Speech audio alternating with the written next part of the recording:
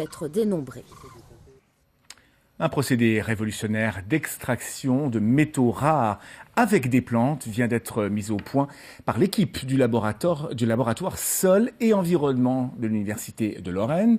Cette technique écologique ouvre la voie à une nouvelle branche industrielle, l'agromine, et les perspectives économiques sont très prometteuses. On voit ça avec Eric Molotov et Olivier Bouillon.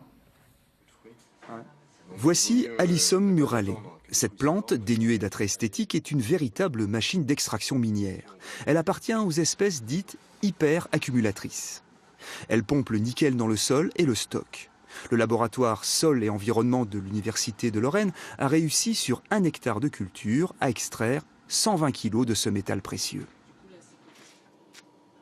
La spécialisation de ces plantes, et oui, effectivement, elle développe une physiologie propre. Donc, par le biais de l'évolution génétique, et qui leur permet d'absorber au niveau des racines de manière très efficace des métaux comme le nickel, mais aussi de les transporter vers les parties aériennes, les feuilles, les fleurs, les fruits, et pour les stocker en très très grande concentration.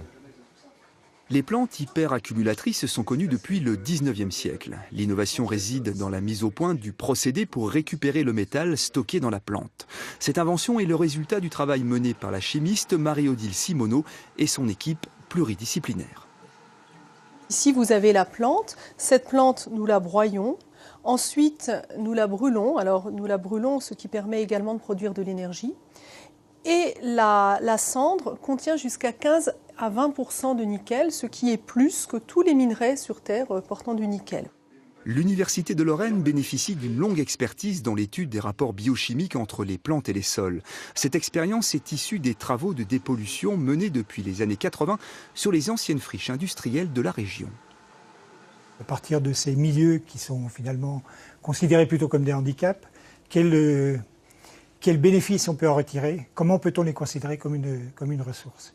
Donc la genèse, c'est ça. C'est d'abord des milieux dégradés pour lesquels on essaye de mettre au point des techniques de traitement, qui peuvent être des techniques physiques, chimiques, et également des techniques biologiques. Ce procédé révolutionnaire donne naissance à une nouvelle activité industrielle prometteuse, l'agromine. Outre le nickel, il est possible aussi d'extraire des terres rares, du cobalt et du cadmium très utilisés dans l'industrie.